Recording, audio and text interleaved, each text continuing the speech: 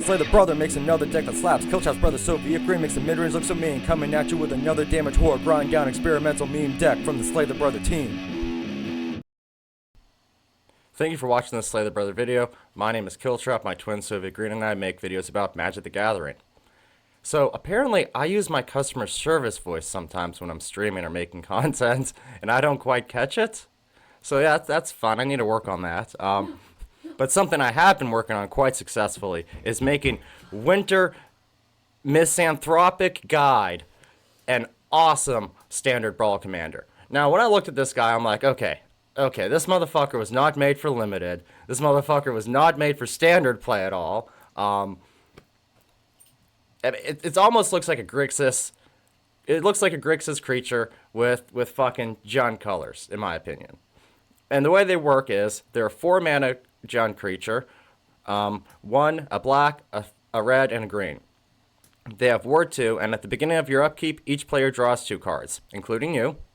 And then Delirium. As long as there are 4 or more card types among cards in your graveyard, each opponent's maximum hand size is equal to 7 minus the number of those cards.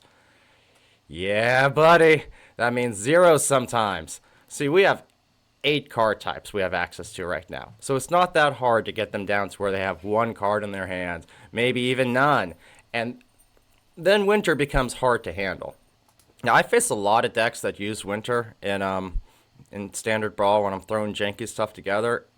And you really only have 2 reactions when you see Winter in Brawl. It's, oh, this guy, they ain't gonna do nothing. Or like, oh, this guy, what are they going to do? And you usually don't find out what they're going to do if you're one of the latter. But with this deck, it's actually pretty successful. They find out what we're going to do, and a lot of times the hard way. So I'm going to start off with enablers for Winter, because it's kind of an awkward subject for enablers when we're in Standard. There's a lot of them, but are there a lot of good ones? And in my opinion, no. And part of that is because there's 2 or 3 mono blue decks that can and will mill you out. There's, anyone using Scavenger's Talent, they actually have the ability to mill you out too if they get lucky. I had a guy do that to me, and it was crazy. I think Breach the Multiverse may have been involved in that, I'm not sure. But either way, I just got milled out by a mono black deck in Standard Brawl of all formats. But, so we want to be a little cautious milling ourselves. And the deck, obviously, when you make these decks, you want to try to include every card type possible. So first we have an artifact creature, Patchwork Beastie. They have Delirium that allows them to attack or block. They can't attack or block until Delirium is triggered. So we need 4 card types in our graveyard. And at the beginning of your upkeep, you may mill a card.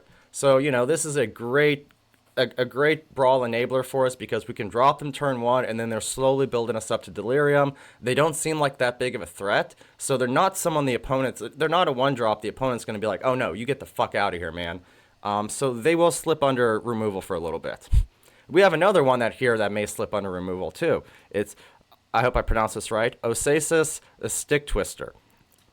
This nifty little artifact creature, also from Duskmourn, has lifelink, and their Delirium is a lot. But basically, to sum it up, is once Delirium is triggered, each opponent may sacrifice a non-land permanent or discard a card. If they haven't, though, this creature deals damage to each opponent who didn't sacrifice a card, equal to its power. So this deck doesn't have a lot of things for buffing creatures up. I don't think actually I have anything. I thought about throwing Innkeeper's Talent in here, but yeah, this is basically just 2 damage every turn if they don't discard a card or sacrifice a permanent, and it's nice to have this guy in play right before we have Winter in play, really start wearing them down. Same thing with Zoyawa Lavaton, and you probably need a Lavaton to say that right. This legendary Goblin Warlock from Lost Caverns has Death Touch. At the beginning of your end step, if you descended this turn, each opponent may discard a card or sacrifice a permanent. Otherwise, this creature deals 3 damage to each player who didn't. So we're basically just getting a little free lightning bolt early on in the game because nobody's going to want to sacrifice that stuff when they're trying to build up. And then by the time we get Winter in play or by the time we have other cards in play, it's over for them. Ren and Realmbreaker and Tyvar Jubilant Brawler, they're basically in here for the same reason. They're planeswalkers that mill us, and this is a mill we can control. It doesn't get out of hand. Tyvar is just 3 cards, and Ren is just 3 cards. So see, it's nice, simple, it's small. You know, what's great about Ren is we also have a few man lands in this deck. So Ren's +1 up to one target land you control becomes a 3/3 elemental creature with vigilance, hexproof, and haste until end of turn. It's still a land. So any removal that says non-land permanent, it dodges. -2, that's the enabler. Mill 3 cards. You may put a permanent card from among the milled cards into your hand, which is great for us. It can be any creature, any artifact, or just the land if we need it. And then their ultimate lets us play lands and cast spells out of our graveyard. Then Tyvar, +1, untap up to one target creature. The -2, though, that's really where it's at with them, is mill 3 cards. Then you may return a creature card with mana value 2 or less from your graveyard to the battlefield. We've already gone over some 2 or less creatures that have great value, and there's plenty more in this deck. Really, there's actually quite a bit in this deck to choose from with him. And, you know, Tyvar's ability is nifty, but we don't have a lot of activated, a lot of creatures. We have some mana dorks, but that's about it. But Ren and Realmbreaker's passive ability, lands you control have tap, add 1 mana of any color. It's great for us because we're a 3-color deck. Mana fixing is always welcome. So then we have Overlord of the Baelmerk. We cast them for Impending 5 for 2 mana, and then whenever this creature enters or attacks, mill 4 cards. Then you may return a non-avatar creature or a planeswalker from your graveyard to your hand, which is great because it doesn't have to be one of the ones we milled. Oddly enough, this deck does not have a lot of recursion. I thought about fitting a few pieces in there, but they never made the cut. I definitely could give some advice about what cards to take out for key recursion pieces if you want to use something like Squirming Emergence. Because that was one of the ones, it's like, why am I not using Scourging Emergence? And still it has not made the cut. So, Razorkin Needlehead. And, of course, Shieldred of the Apocalypse. These are 2 key cards for this deck, and this is why you want to stick around for the Foundations part of the video if you don't already know who I'm going to talk about, because it's just going to be more power for this deck. Whenever a player draws a card, Shieldred causes them to lose 2 life, and you gain 2 life when you draw a card, which is awesome. Razorkin Needlehead, it works a little similar. Whenever an opponent draws a card, this creature deals 1 damage to them, which is pretty nice. It's a nice little pin. It adds on to Shieldred, and we're going to get a creature very similar to them soon in Foundations. It's not much of an enabler, but it does really help out with what we're doing when we end up throwing some of our cards in our graveyard we can't get back. Soul of Windgrace. Whenever this creature enters or attacks, we may put a land card from our graveyard onto the battlefield tapped under our control. Pay 1 green mana, discard a land card, we gain 3 life. Pay 2 mana, a 1 and a red, we discard a land card, draw a card. Pay 2 mana and a black, so 3 altogether, discard a land card, Soul of Windgrace gains indestructible until end of turn, tap it. You could also say this is the backup commander for this deck because it does have Jund colors. And there are decks where Winter really doesn't feel like the best option until we have their Delirium like at 6 or 7 because we don't want to give these people more cards. Like Kona, for instance. Oh yeah, they emptied out their hand, now they're sitting there top decking. Winter's at 4, Winter's at 5. I don't want to play them yet. I don't want to give them cards to use with Kona. So then, of course, we are going to be giving them cards, so we want to take cards. I put Dream of Steel and Oil, Duress, Teeny Bones, but that's for a different reason. I have another discard outlet in here, Deep Cavern Bat, and as well as one of the reasons also I have Lilliana in here. They're going to draw cards at the beginning of our turn. If they have nothing in their hand, now we're going to give them 2 cards. It's nice to be able to see what we gave them, or at least take something that we know they're going to want. There was one match where someone was all too quick to discard their entire hand but 1 card. I am so lucky I had hand hate because they had split up.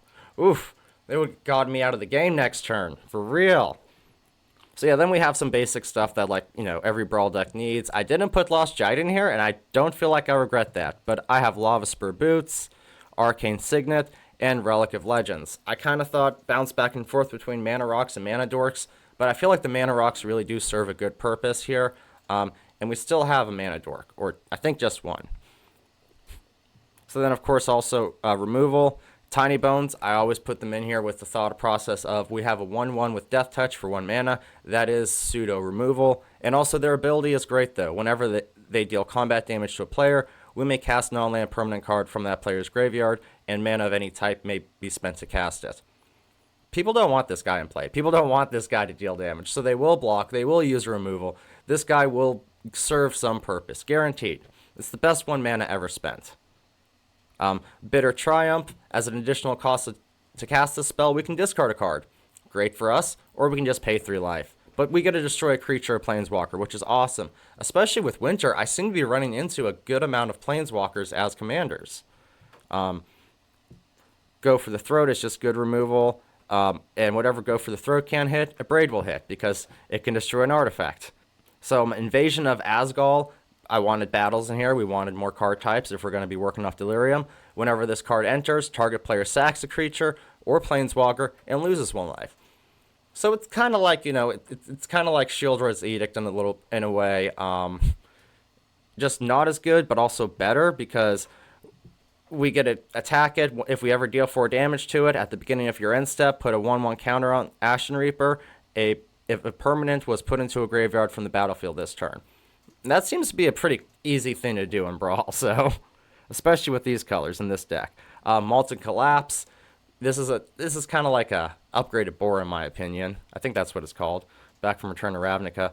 Choose one. If you descended this turn, you may choose both instead. Destroy target creature or planeswalker. Or destroy target non-creature, non-land permanent with mana value 1 or less. So a token, basically. We can destroy their treasure token, though. You never know. They may have cloned an artifact, and we're like, yeah, dude, get that shit the fuck out of here. We don't need that. And then Assassin's Trophy. Destroy target permanent an opponent controls. And because we get to destroy land with this if we wanted to, its controller may search their library for a basic land card, put it onto the battlefield, then shuffle. So use this with caution, but it is peak removal. I love it. And then, of course, Lilliana. I always include her as removal as well. And Glissa, she's here for removing not just First Strike and Death Touch creature. She is a check for aggressive decks, but she can remove enchantments. She can remove planeswalkers from her last 2 nodes, so that's awesome. And then I kind of skipped over Tear Asunder, exile an artifact or enchantment, but if we have the 4 mana, we can exile anything, any non-land permanent, which is always great. So I really feel like I picked a lot of the best, most flexible removal that I could and tried to squeeze it in here. Can't really have a lot of it, I don't think, because we also need to focus on building up that Delirium, having a good field presence on the board.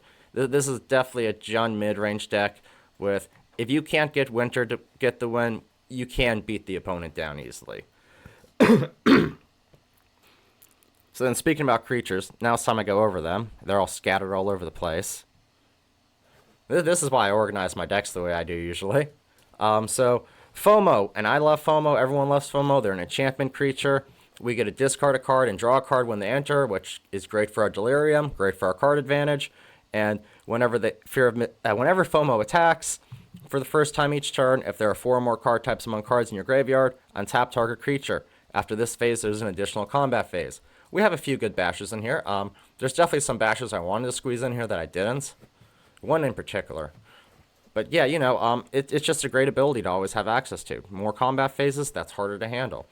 Mosswood Dread Knight, this is just a good 2-drop creature, or we can send them on an adventure and you draw a card and lose 1 life. But if we send them on a, and then after they die, if we have them in play and they die, we can cast them on an adventure until the end of the next turn. So it's just this recurring creature, everyone loves them.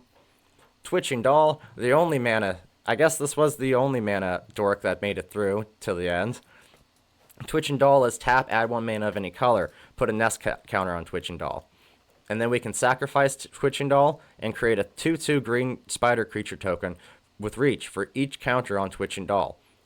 That's pretty awesome. We have to tap her and sack her to do that, but she's an artifact creature, so them being in our graveyard just helps up Delirium that much more.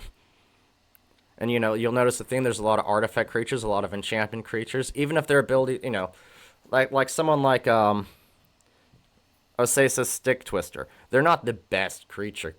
I felt weird putting them in here at first. I like the concept of the punishment, but I didn't think they were the best. They're like a subpar Lavaton. But also, they are an artifact creature, so that gives them a lot more value for this deck. And, all of our battles transform into creatures too, so that's good. Invasion of Urgamon. This really is an awesome creature if you get it transformed, but the real reason it's in here, it's we get to discard a card, and if we do, we can draw a card. And when this thing enters, we get to create a treasure token. It's only 2 mana. That's a lot of value for just 2 mana. It never comes to where we end up transforming this thing. Maybe we've got Glissa dealing combat damage. Maybe we've just got a 5/5 ready to swing at it, and we take the swing. We have a 3/4 with trample, and when it enters, we can discard a card again. And if we do, we can search our library for a land or battle card, reveal it, put it into our hand. That's awesome, because there are some nice battles we have in this deck. Phyrexian Dragon Engine. This is a great artifact creature in my opinion. I love Double Strike. So it's a 2/2 with Double Strike and Unearth for 5 mana. Whenever this thing enters from your graveyard, you may discard your hand. If you do, draw 3 cards. We may not have a hand to discard. And if we do have a hand to discard, maybe that's just another point or 2 for Delirium. So, no harm, no foul. Laughing Jasper Flint. I just feel like with these colors, you have to use this guy. I can't not use this guy. They're just so much power. They're so busted. Creatures you control but don't own are mercenaries in addition to their other types. At the beginning of your upkeep, exile the top X cards of your opponent's library, where X is the number of outlaws you control. Until the end of your turn, you may cast the spell from among those cards. And mana of any type can be spent to cast those spells. Yay! We love that last part. It seems to be a common theme for black stealing cards. But yeah, just stealing cards from their deck, that's awesome. We're this grind down Jund deck. Anything we can do to add to the psychological warfare is definitely good, because this deck is full of stress. Like, I was thinking about going up against this deck last night, and I was like, yeah, I would be a little salty getting ground down by this motherfucker. The Deepest Betrayal.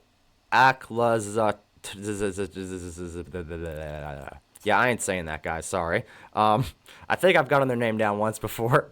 This legendary bat god has flying and lifelink, and when they attack, each opponent discards a card. For each opponent who can't, we draw a card. Whenever an opponent discards a land card, create a 1/1 bat creature token with flying. Whenever this creature dies, return it to the battlefield tapped and transformed as a land under your control. And, for 3 mana, we can transform this, activate only if a player has 1 or fewer cards in hand, and only as a sorcery. So this is definitely a good way to trim down their hand again after we get Winter out. Just keep them from doing things on their turn, and also at the same time, a creature that has its own recursion mechanism built in. And this is an easy one for us to hit. Really is, especially with Winter in play, with the discard outlets we have. Yeah. I almost wonder if I should have put the discard talent card in here. Balestrade Worm. This, the main reason we have this in here is for their Delirium says for 4 mana, return Balestrade Worm from your graveyard to the battlefield with a finality counter on it.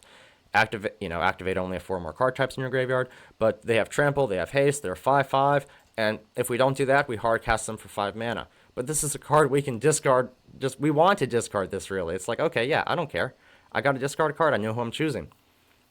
Overlord of the Hauntwoods. We have them because we actually have all the Overlords because they're fun. That's why I put them in there, really. But yeah, this gives us the every land token, which is awesome. They're an enchantment creature, so if they hit our graveyard, that's 2 points towards Delirium.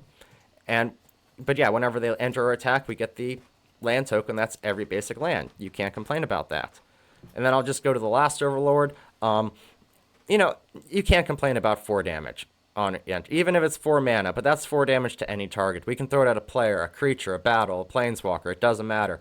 And then in 4 turns, when this guy transforms, we can start attacking and doing that again and again and again, unless they're handled. So this is one of those things that definitely, it's one of those silent threats that I would gladly pay that mana and let it be handled on the field, just so that means other threats are going to get by later.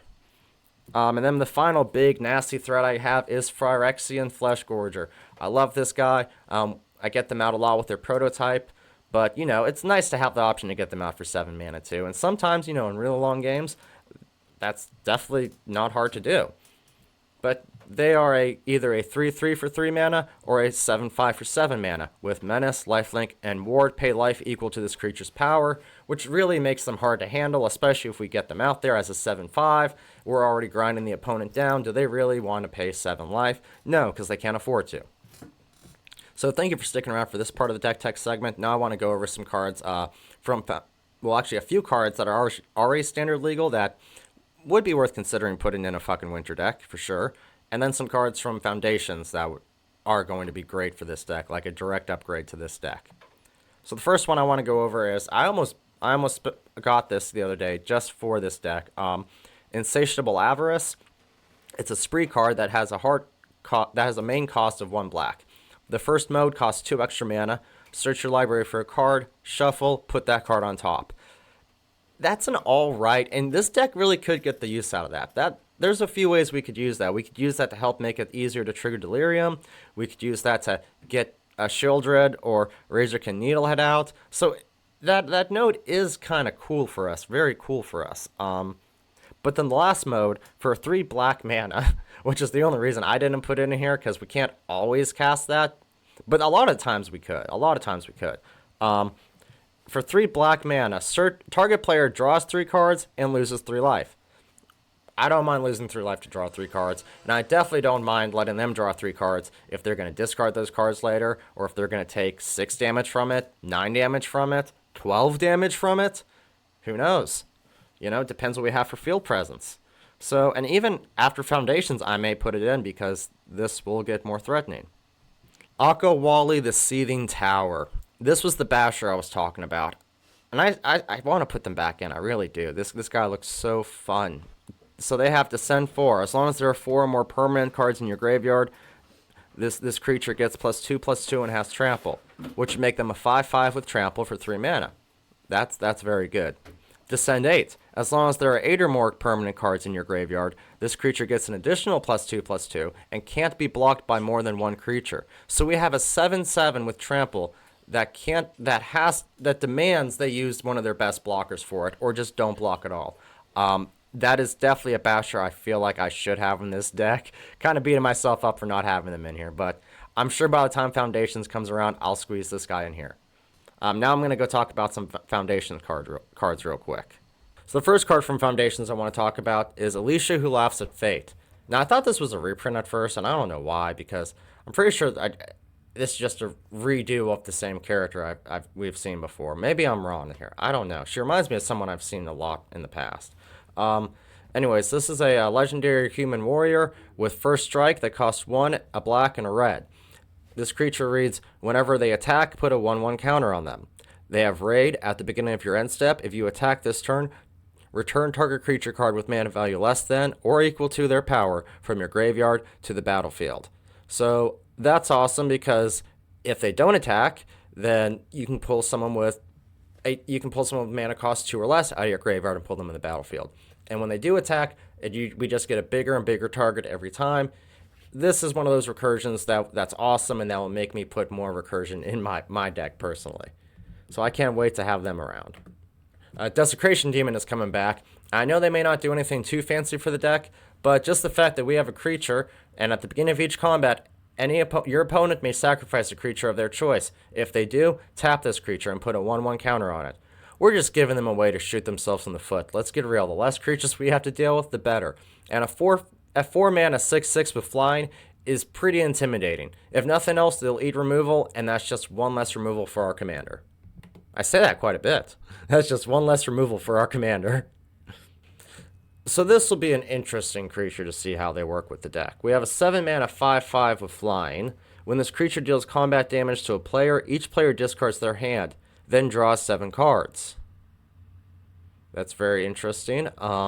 If we have Shieldred out, if we have Razorkin out, or whatever, if we have Needlehead out, and if we have that new Phyrexian artifact out, yeah, this is going to be very useful to us. That is for sure. And lastly, Scrawling Crawler. The one I've been talking about, the Phyrexian Construct. They are an artifact creature, a 3/2 for 3 mana. At the beginning of your upkeep, each player draws a card. So if they're in play and our commander is in play, they draw 3 cards. And whenever an opponent draws a card, that player loses 1 life. So just stacking onto that shield rot thing, man, we're going to burn them down with all the cards that Winter is going to give them. They're not going to be able to keep their hands, so they cannot play on the reaction usually. And if they, there's just a lot of stress and psychological warfare that goes on with the whole draw 2 cards, draw 3 cards. Now you have half your hand, but you got to discard it all the next turn. I mean, that would be very hard to deal with, very stressful to deal with. And also, of course, I'm not even going to pull them up. Swiftfoot Boots, that is going to change the game for Standard Brawl a lot.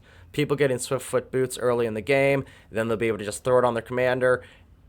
yeah, it's going to have an impact. It's going to have an effect. Definitely going to have an effect. So thank you for watching the video, everyone. I hope you really enjoyed the content. Stick around because I do have 1 or 2 matches I want to show. There's no camera or stuff going on during them. These were not done during my stream. This was just done after work, chilling while playing the game. But yeah, it was definitely a fun match. That's for sure. Going up against Lilliana in standard Brawl is always intimidating, and it always feels good when you get to beat them, even when you know it's because they didn't draw that 9th land they needed.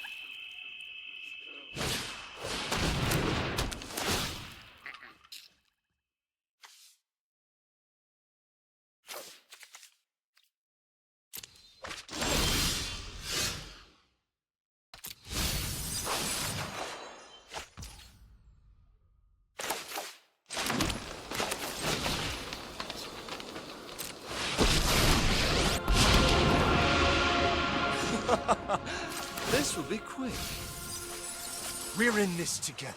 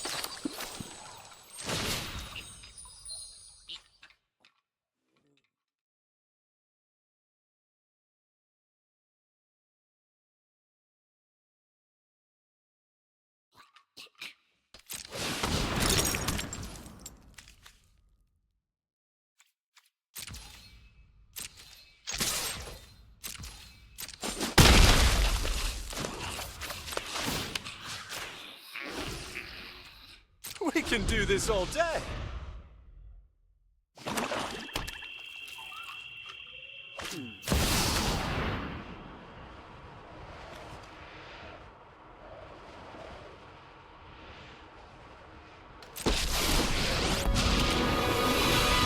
A fight?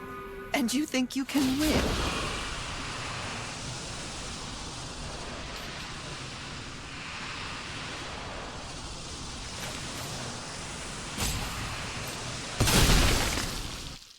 Sacrifices must be made.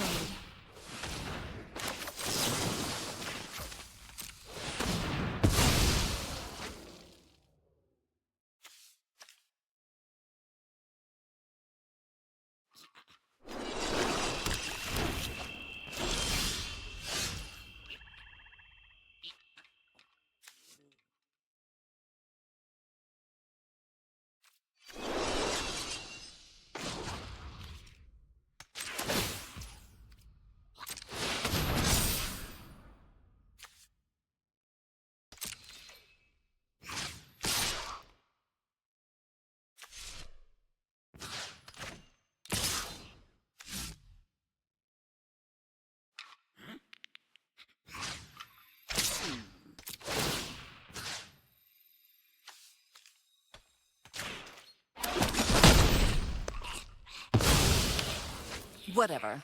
Luck favors the foolish, after all.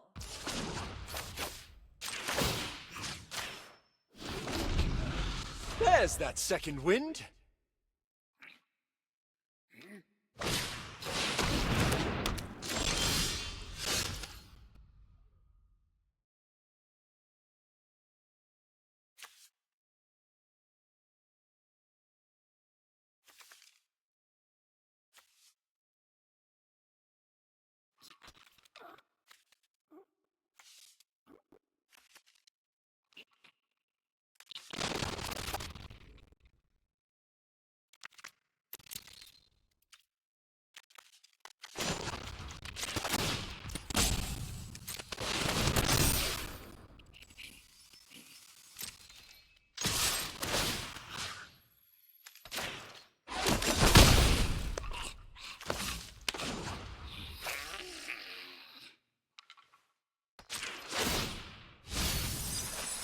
I won't let you fall.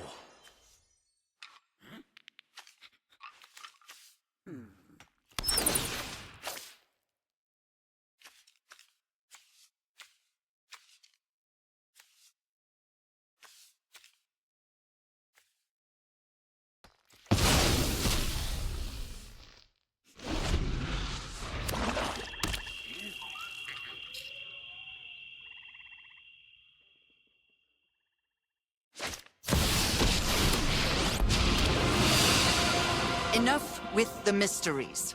I've come for answers. Haven't you ever heard of personal space?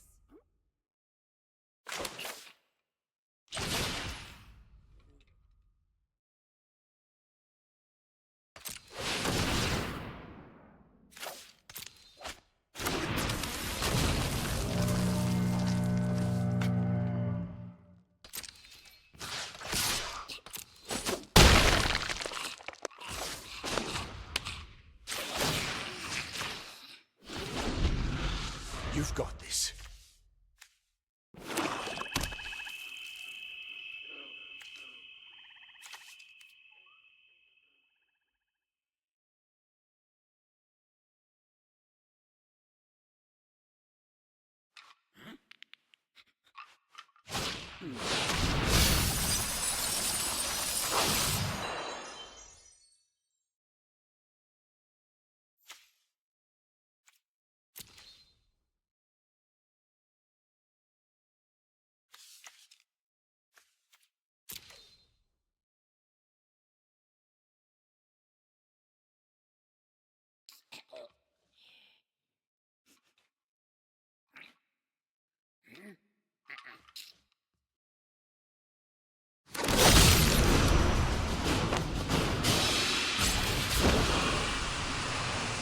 Drop it.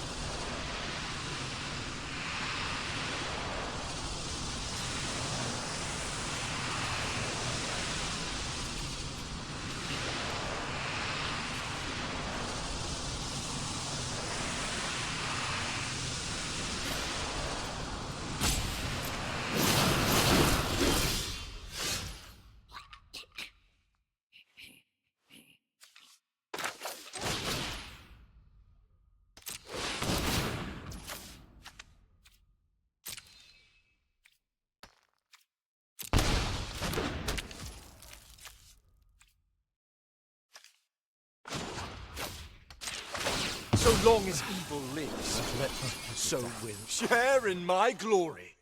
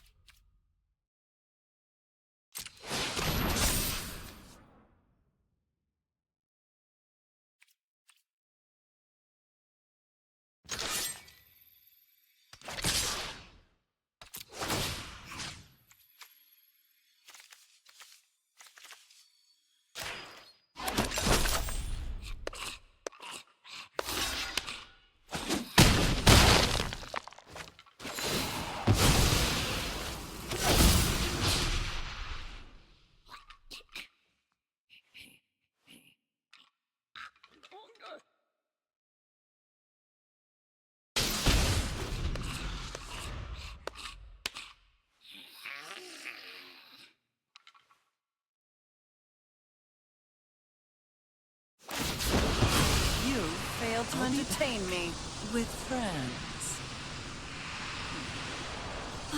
Sacrifices must be made.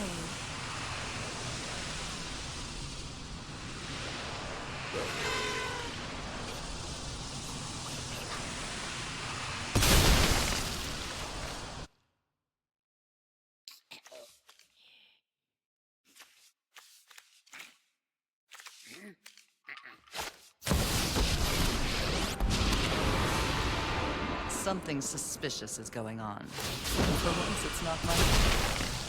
Ah! One of your friends has to leave.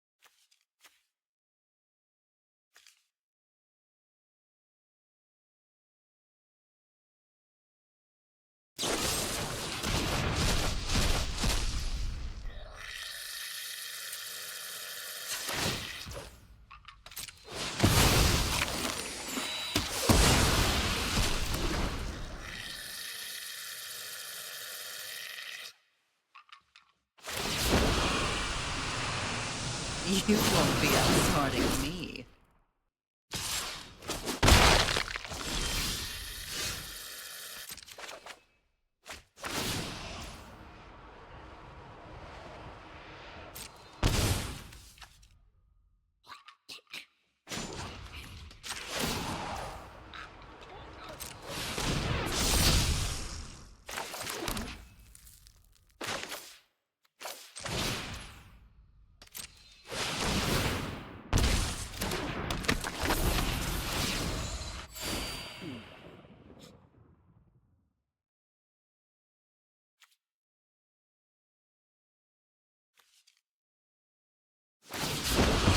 Wipe that smug look off your face. Knew this was a waste of time.